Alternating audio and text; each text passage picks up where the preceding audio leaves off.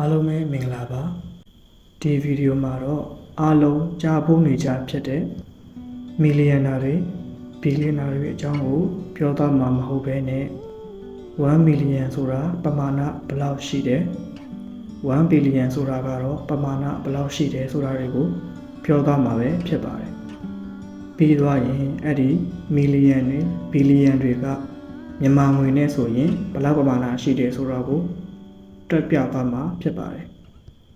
ဒါကြောင့်မို့ဒီဗီဒီယိုကိုအဆုံးထိကြည့်ရှုပေးပါဒါဆိုရင်စလိုက်ကြရအောင်ဒီဗီဒီယိုမှာအမျိုးအစား၃မျိုးပြောပြထားပါတယ်မီလီယံရဲ့ဘီလီယံရဲ့ထရီလီယံရဲ့ဖြစ်ပါတယ်ဒါအပြင်ထရီလီယံထက်ပိုပြီးတော့များပြားတဲ့ပမာဏတွေလည်းရှိပါတယ်အဲ့ဒီ၃မျိုးထဲမှာအနည်းဆုံးဖြစ်တဲ့1 million ဆိုတာက1ရဲ့နောက်မှာ3-6 လုံးပါတာဖြစ်ပါတယ်ဒီတော့ပြောမယ်ဆိုရင်1000 ဒေါ်လာဖြစ်ပါတယ်မြန်မာလိုပြောမယ်ဆိုရင်တော့ဒေါ်လာ10သိန်းကိုပြောတာဖြစ်ပါတယ်1 billion ဆိုတာကတော့1000 million ဖြစ်ပါတယ်ဒီတော့1 million မှာက3-6 လုံးပါတယ်အဲ့ဒါအပြင်ထပ်ပြီးတော့3 လုံးထည့်ရမယ်ဆိုတော့1 billion မှာ1နဲ့9 လုံးပါပါတယ်မြန်မာလိုပြောမယ်ဆိုရင်ဒေါ်လာသိန်းပေါင်း1000ရှိတာကိုပြောတာဖြစ်ပါတယ်1 trillion ဆိုတာကတော့1000 billion ကိုပြောတာဖြစ်ပါတယ် billion မှာ9 လုံးပါတယ်အဲ့ဒါအပြင်3 လုံးထပ်ပေါင်းမယ်ဆိုတော့1 trillion ဆိုတာ1နောက်မှာ12 လုံးပါတာဖြစ်ပါတယ်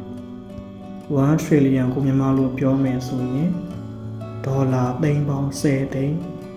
ပိုင်ဆိုင်တာဖြစ်ပါတယ်ဒီတော့ကမ္ဘာပေါ်မှာဘယ်သူတွေကတော့ဘီလီယံနာတွေဖြစ်တယ်ဘယ်သူတွေကတော့မီလီယံနာတွေဖြစ်တယ်ဆိုတာကိုသင်ရောမသိချင်ဘူးလားဒီအကြောင်းအရာကို Google မှာရှာတဲ့အခါ Forbes the world's real-time billionaire list ထဲမှာတော့ဘီလီယံနာတွေကကမ္ဘာပေါ်မှာရှိတဲ့လူဦးရေရဲ့3311ယောက်ပဲရှိပါတယ်ကမ္ဘာလူဦးရေက8 ဘီလီယံကျော်ရှိပါတယ်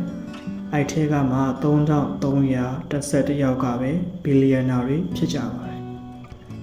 မီလီယံနာအရေအတွက်ကိုရှာတဲ့အခါမှာတော့ကမ္ဘာလူဦးရေရဲ့ 1.1% ရှိတယ်လို့ပြောထားပါတယ်ကမ္ဘာလူဦးရေက8 ဘီလီယံကျော်ရှိတယ်ဆိုတော့8 ဘီလီယံရဲ့ 1.1% ဆိုတော့88 သိန်းလူပေါင်း88 သိန်းကမီလီယံနာတွေဖြစ်ကြပါတယ်အဲ့ထက်မှာအမြင့်ဆုံးငွေကြေးဖြစ်တဲ့ trillion ကိုရှာတဲ့အခါမှာတော့ယခုလက်ရှိမှာ trillion ပိုင်ဆိုင်တဲ့သူမရှိသေးဘူးဆိုပြီးတော့ပြထားပါတယ်နောက်ဆုံးအပိုင်းဖြစ်တဲ့ဒီငွေကြေးတွေကိုမြန်မာငွေနဲ့တွက်မယ်ဆိုရင်ဘယ်လောက်ရှိမလဲဆိုတာကိုရောက်လာပါပြီ1 million ဆိုရင်ဒေါ်လာ10သိန်းရှိတာဖြစ်ပါတယ်မြန်မာငွေက1ဒေါ်လာမှာ2000ပဲထားလိုက်ပါဒါဆိုရင်ဒီ US 1 million ပိုင်ဆိုင်တဲ့သူဆိုတာကမြန်မာငွေသိန်းပေါင်း2000အထိပိုင်ဆိုင်တဲ့သူဖြစ်ပါတယ်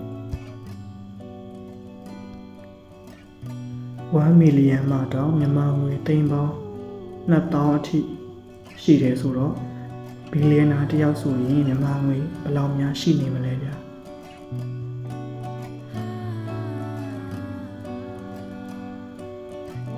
ဗီဒီယိုလေးကိုအဆုံးထိကြည့်ရှုပေးလို့ကျေးဇူးတင်ပါတယ်မိတ်ဆွေတို့အနေနဲ့လည်းပမာဏတွေကိုသိလောက်ပြီလို့ထင်ပါတယ်ဒီဗီဒီယိုလေးကို like and share လုပ်ခဲ့ပြီးလို့လည်းမှာကြားလိုပါတယ်နောက်ပြီးကျွန်တော်တို့ရဲ့ channel ဖြစ်တဲ့ Scatterthought မြန်မာ channel ကိုလည်း subscribe လုပ်ခဲ့ဖို့အတွက်မှာကြားလိုပါတယ် subscribe လုပ်ပြီးသွားပြီဆိုရင်လည်းအထူးပဲကျေးဇူးတင်ရှိပါတယ်ကျွန်တော်တို့ရဲ့ channel ကအပတ်စဉ်လည်းဗီဒီယိုတင်သွားမှာဖြစ်လို့စောင့်မျှော်ကြည့်ရှုဖို့လည်းမှာကြားလိုပါတယ်ကြည့်ရှုအားပေးသူတွေအားလုံးကိုအထူးပဲကျေးဇူးတင်ရှိပါတယ်